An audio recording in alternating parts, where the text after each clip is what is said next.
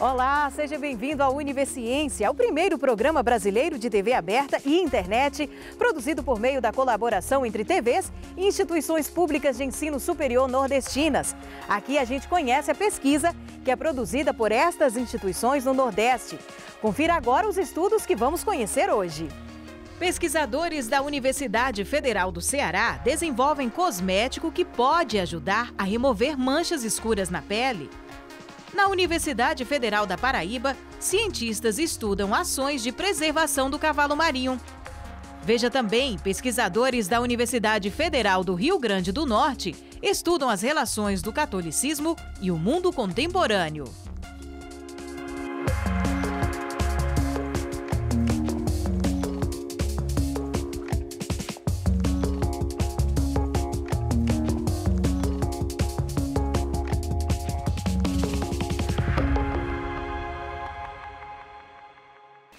A aroeira é muito conhecida no Nordeste, sendo utilizada para o tratamento de diferentes doenças.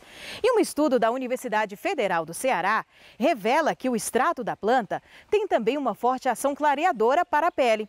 Agora, os pesquisadores estão desenvolvendo um cosmético que pode ajudar a remover as manchas escuras.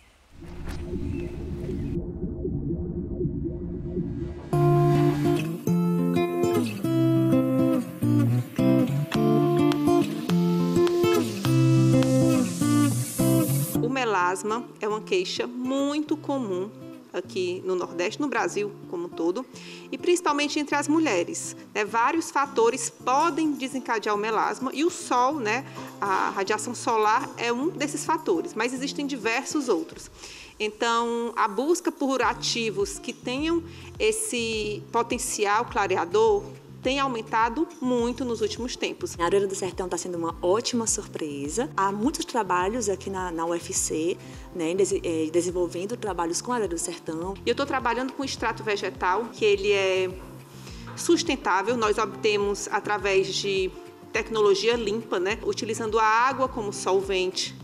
Utilizamos as folhas, ou seja, é sustentável também. O nosso extrato é obtido da aroeira cultivada aqui mesmo na UFC. Aqui no nosso laboratório a gente começou a fazer ensaios in vitro. Todos os testes demonstraram uma atividade fantástica para a finalidade que nós queremos. Ela tem uma atividade próxima ao nosso controle positivo, nosso padrão, que é o ácido cólico, que já é uma substância muito utilizada e considerada padrão ouro para clareadores, E a nossa aroeira do sertão, além de ter essa atividade clareadora, ele tem uma excelente ação antioxidante. No momento que eu tenho um ativo que ele, além de ser clareador, ele também age sendo antioxidante, eu tenho realmente a junção perfeita. E agora estamos fazendo todos os estudos de estabilidade. Os próximos passos serão feitos testes clínicos já em pessoas, porque nós não trabalhamos com testes em animais.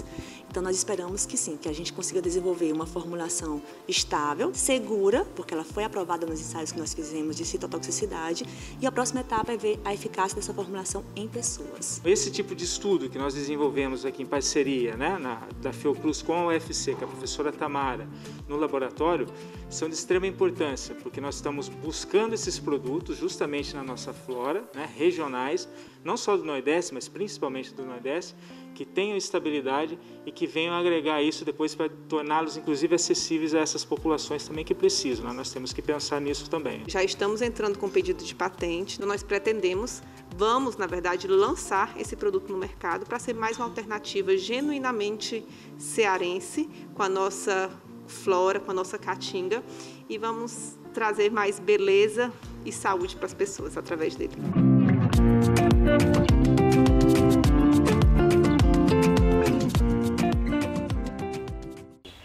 E depois do intervalo, pesquisadores da Universidade Estadual da Paraíba estudam ações de preservação do cavalo marinho. Universiência volta já já.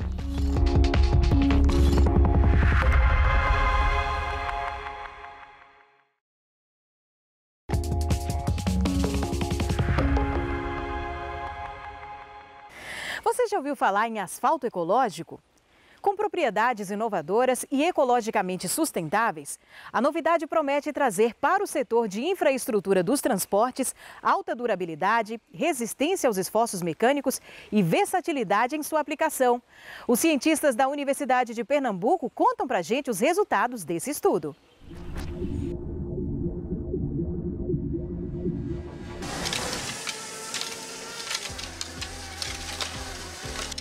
A UPE, através de sua extensão, ela está oferecendo à comunidade uma pavimentação ecológica, numa parceria com o Grupo DP, através da Concreta Engenharia e da Associação Comercial de Pernambuco.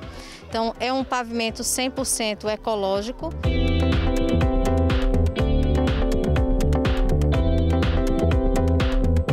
Eu trabalho na área de estradas desde o 5º período, então eu faço projetos, eu sempre tive muito contato em escritório com projeto. Eu nunca consegui realmente ir para campo, para colocar em prática, para vivenciar como as máquinas elas se comportam. Então, previamente fizemos o projeto geométrico da via, a gente mexeu com a topografia, a gente mexeu com as residências, toda a parte da calçada, rua, a gente fez o projeto geométrico prévio. Depois disso, quando a gente veio para campo, a gente começou a lidar com a topografia, começou a aprender como é que é essa parte do novo produto.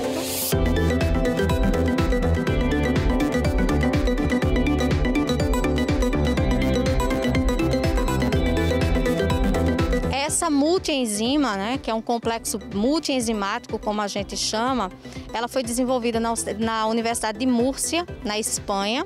Eles vêm pesquisando essa multienzima já há 7 anos. Inicialmente era para outras aplicações, como encostas ou redução de poeira.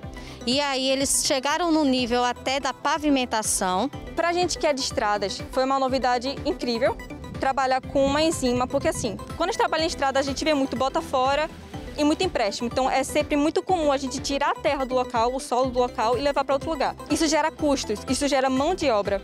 Então, quando a gente soube de uma enzima que pega o solo do local e transforma ele em um solo que dá para trafegar por cima, ou seja, seja como base, seja como pavimento, como pista mesmo. Então, foi uma novidade completamente inusitada. Então, o composto em si, ele é uma enzima, um composto orgânico, que reage organicamente com o próprio solo e com a água pela qual ele é jogado. E quando compacta, ele ganha uma espécie de resistência, como o próprio pavimento faz em qualquer outra cidade. É como se fosse uma bactéria que você vai jogar no solo e a bactéria, ao invés de ela produzir um efeito negativo, ela vai produzir um efeito positivo, ela vai, como se ela fosse comer todas as moléculas que não ligam o solo e inclusive as moléculas de água. Então, se eu aplico essa bioenzima no solo e compacto, eu não vou ter mais vazios de água no solo, esse solo vai virar uma rocha compactada, entendeu? Então, a bioenzima, ela age dessa forma, é como se ela estivesse funcionando como um ligante no solo. Ela expulsa do solo tudo que faz com que ele não se ligue.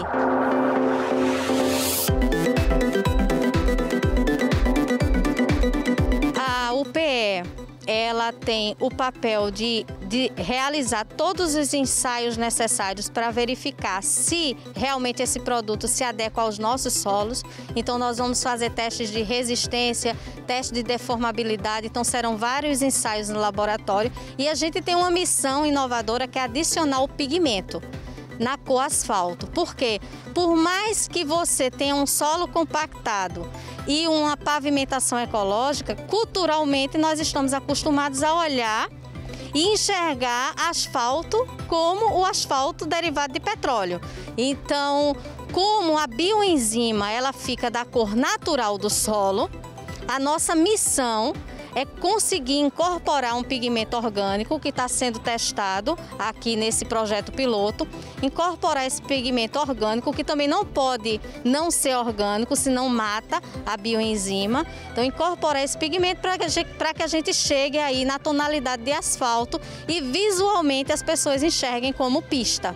Essa enzima, ela é economicamente sustentável, ou seja, além dela acabar evitando tanta geração de resíduos, ela também acaba evitando tanto bota fora, tanto empréstimos assim.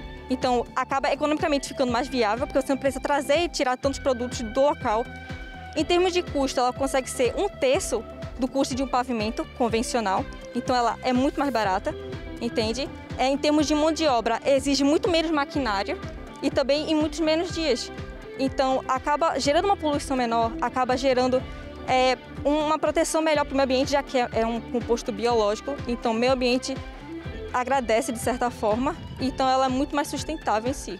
A UPE ela cumpre a sua função social. Ela tira o seu projeto do papel e ela entrega à comunidade tudo que ela pesquisa. Então, a gente vem pesquisando a pavimentação ecológica e a gente está entregando à comunidade o pavimento, uma estrada realmente pavimentada, onde essa comunidade ela vai ser beneficiada inicialmente com ônibus, o transporte público que vai circular. É uma comunidade carente que tem que andar muitas vezes 2 quilômetros para ter um acesso ao transporte público, e outras benfeitorias, porque a partir dessa pavimentação vai chegar antena de celular, que eles também não têm, abastecimento público de água. Então é a universidade cumprindo a sua função social e, no caso da Universidade de Pernambuco, tentando atingir o interior do nosso estado.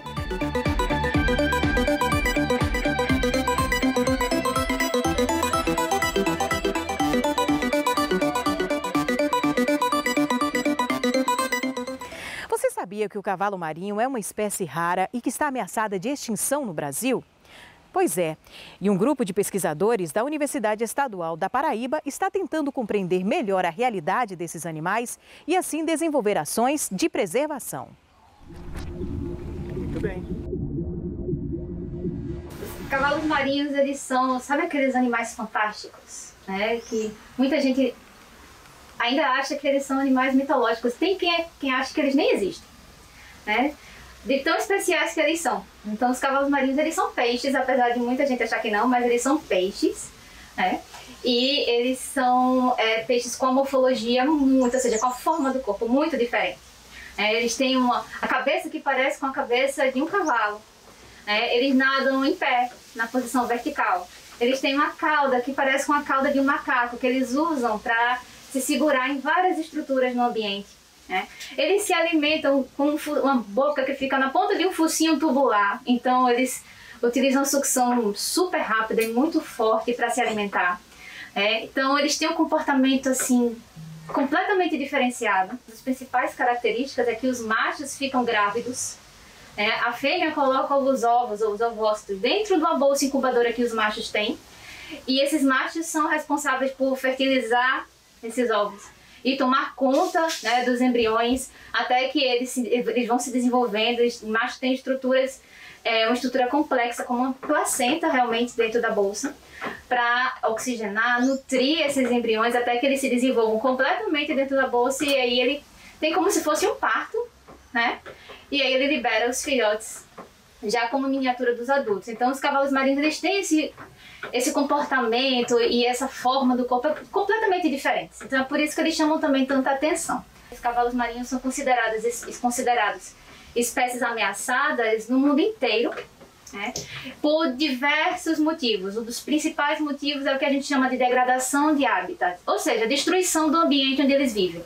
Por serem animais ameaçados, os cavalos marinhos eles demandam essa atenção e para o desenvolvimento de estratégias voltadas para a sua conservação. Mas existem muitas lacunas de informação sobre os cavalos marinhos. Então tem muitas coisas que nós ainda não sabemos, principalmente em relação à sua distribuição, à sua preferência de hábitat e às ameaças que eles enfrentam. E esses dados eles são cruciais para a gente tomar a decisão, para decidir o que a gente precisa fazer para cuidar dos cavalos marinhos. Então o projeto ele vai fornecer esses dados que vão direcionar as ações para a conservação dos cavalos marinhos aqui no país. Institucionalmente, o projeto ele vem sendo desenvolvido pelo Laboratório de Peixes e Conservação Marinha da Universidade Estadual da Paraíba, em parceria com a Área de Proteção Ambiental de Guadalupe. Os financiadores são a Rufford Foundation, o Idea Wild e a Cooperação Alemã para o Desenvolvimento Sustentável por meio da GIZ. O trabalho ele vem sendo desenvolvido em duas escalas, em uma escala local e uma escala nacional. Em escala local, o projeto está sendo desenvolvido no estuário do Rio Formoso, que fica localizado no litoral sul de Pernambuco, e inserido na área de proteção ambiental de Guadalupe. A gente está desenvolvendo o projeto em uma abordagem multidisciplinar, né? Além dos dados ecológicos, a gente também está coletando dados etnobiológicos, ou seja, dados do conhecimento tradicional da população que vive lá, que conhece de forma muito rica a biodiversidade de lá. Esses dados a gente está coletando em relação à distribuição dos cavalos marinhos lá no estuário e também as ameaças que eles enfrentam lá no estuário. Na escala nacional, a gente vai utilizar dados da ocorrência das 3 espécies de cavalos marinhos que tem aqui no Brasil e também uma abordagem de modelagem para a gente prever a distribuição dessas espécies, se elas estão adequadamente protegidas pela rede atual de unidades de conservação do país E aí, também com base nisso, a gente vai definir quais são as áreas que são prioritárias para a conservação de cavalos marinhos no Brasil. Essa pesquisa ela é muito interessante porque nós já temos muitas informações em relação aos cavalos marinhos. Mas existem algumas lacunas e existem algumas abordagens, alguns tipos de análises que, dependendo de como forem feitos, a gente pode acrescentar e a gente pode levar a tomada de decisão em relação às medidas que podem ser tomadas para a proteção dos cavalos marinhos e para a conservação dos cavalos marinhos.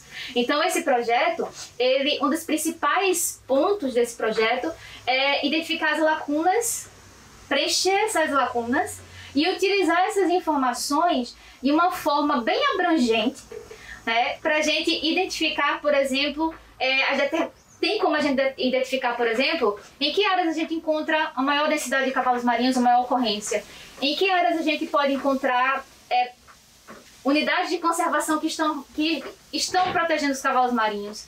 Ou, por exemplo, a gente pode identificar uma região em que a gente tem uma ocorrência de cavalos marinhos, mas que ainda não tem nenhuma proteção oficializada, digamos assim, e a gente pode ajudar a identificar essas áreas e determinar quais são as áreas prioritárias para a gente proteger o cavalo marinho, tanto em relação à ocorrência, como também em relação ao nível de proteção que aquela área já tem ou não, e também em relação às ameaças que podem estar atuando sobre os cavalos marinhos. Em âmbito local, os dados que a gente está coletando, os dados que o projeto vai fornecer, eles vão ajudar a orientar, a direcionar as ações que já existem na área de proteção ambiental de Guadalupe para a conservação dos cavalos marinhos e de seus hábitats. Essas informações todas elas vão ser utilizadas para a construção de um plano direcionado para a conservação de cavalos marinhos na APA de Guadalupe.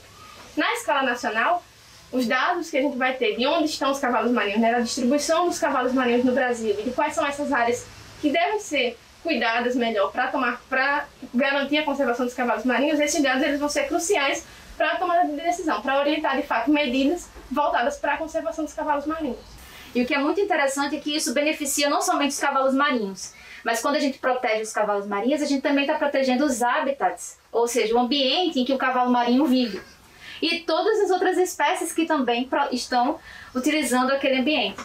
Então, essa é uma das principais ações, aplicações da pesquisa, em relação à colaboração junto com a APA de Guadalupe. Nós iremos trabalhar para publicizar essas informações através de publicações e também através de relatórios técnicos que possam ser utilizados, para a determinação de políticas públicas que possam ser aplicáveis realmente aos cavalos marinhos.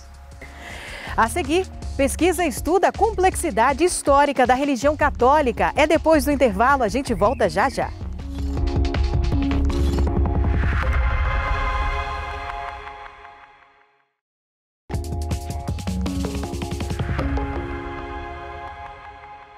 Quais as relações do catolicismo e o mundo contemporâneo? Com a intenção de responder a esta e outras perguntas, pesquisadores da Universidade Federal do Rio Grande do Norte estudam a história do catolicismo. Para isso, a organização é pautada em 3 premissas: investigação das relações entre catolicismo e política no mundo contemporâneo, compreensão das perspectivas na identificação das relações sociais e históricas, além de captação das relações entre religião, tradição e modernidade.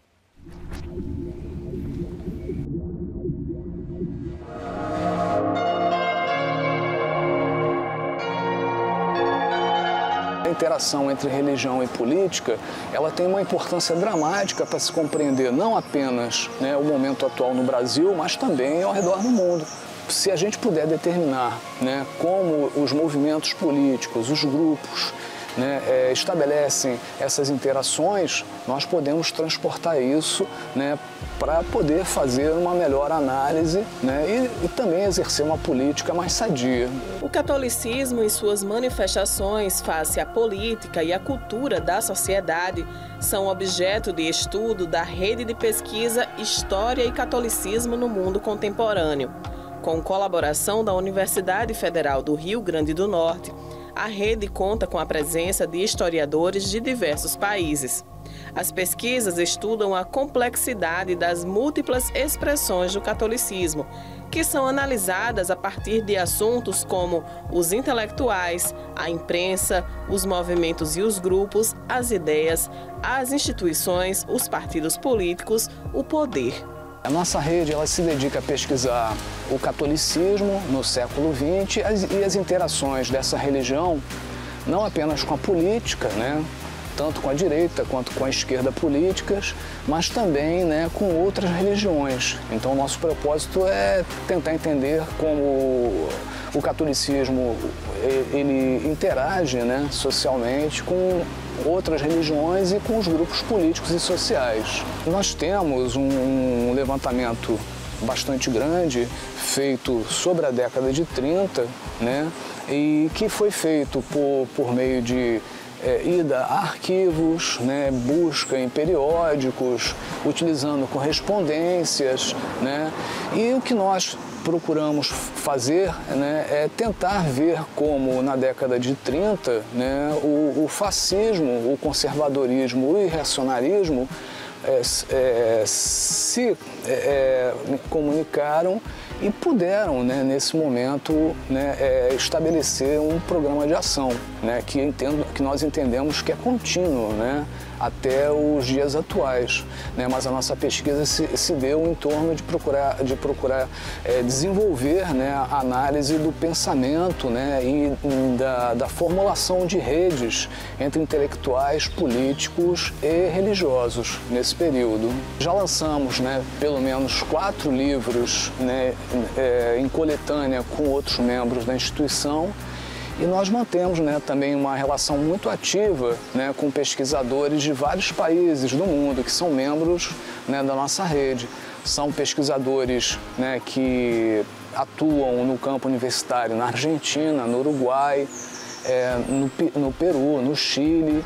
Na América do Norte nós temos integrantes, né, nos Estados Unidos, no Canadá e na Europa, né, na França, na Polônia, na Bélgica. Enfim, é uma rede que é nucleada no Brasil, mas que tem participação de outros pesquisadores ao redor do mundo. Nós temos objetos de pesquisas que são objetos que estão voltados a estudar, às vezes, a imprensa católica, às vezes intelectuais católicos, às vezes movimentos religiosos ali que são católicos, como a tradição Família e Propriedade, TFP, que é estudada pela professora Gisela Zanotto e também pelo professor Rodrigo Coppi Caldeira. Estudamos também a vinculação de membros da Igreja Católica, o apoio desses membros a partidos políticos, especialmente entre os anos 1920 a 1980, vamos dizer assim, nesse espaço temporal. Também é importante dizer que nós temos uma boa articulação com colegas do exterior, né, desenvolvendo pesquisas que venham tocar em temáticas concernentes à relação da igreja, de movimentos, de partidos com o catolicismo nesses países e como nós podemos, portanto, articular essas pesquisas, entender melhor não somente a presença da igreja, isso por si só não parece que revelaria muita coisa, mas em que medida esta igreja ela forma mentes, ela está presente nessas regiões e ela influencia, sem dúvida, na configuração do tecido social, dos comportamentos, nas visões de mundo, nas escolhas das pessoas. Nós vimos o Talibã voltar, né, a conquistar, né, o Afeganistão depois de uma guerra prolongada contra os Estados Unidos, a maior potência do mundo. Né? E aí existe, né, uma interação bastante grande, né, ou melhor, total, entre a religião e a política. Nós estamos agora desenvolvendo um projeto, inclusive que teve origem na UFRN, com o professor Renato Amado Peixoto. É um projeto de pesquisa em rede, efetivamente, onde nós pretendemos estudar o avanço da direita católica nos anos 30 e 40 no Brasil. Então, o professor Renato estudará um grupo no Rio Grande do Norte, eu estudarei outro grupo no Mato Grosso, a professora Gisele, respectivamente, ali no Rio Grande do Sul, e o professor Rodrigo em Minas Gerais. Então, esse é um projeto desse momento, tentar entender em que medida há uma direita católica que surge e se consolida ali nos anos 30 e 40 no Brasil, nessas diversas regiões do nosso país. E também temos já previsto para o próximo ano, ali no mês de fevereiro, um congresso internacional, né, com colegas do exterior, colegas do Brasil, para discutir as pesquisas que são feitas sobre a Igreja Católica no Brasil e no exterior, e em que medida essas pesquisas elas nos auxiliam na compreensão das histórias dos nossos países, das nossas relações e de como a nossa sociedade é formada, né? Qual o peso da religião ou das religiões na formação da nossa sociedade. Por que nós somos o povo que somos? Porque eventualmente pensamos, agimos e nos representamos de determinada forma.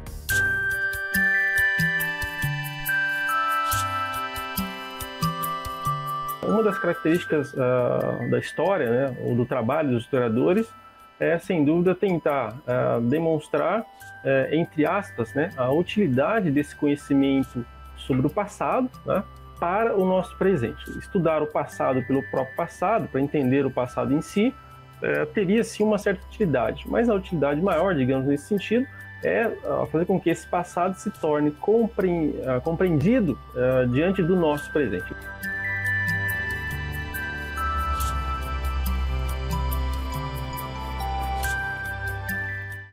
Por hoje é só. Acompanhe as nossas reprises e fique ligado no nosso próximo programa. Tchau, tchau e até lá!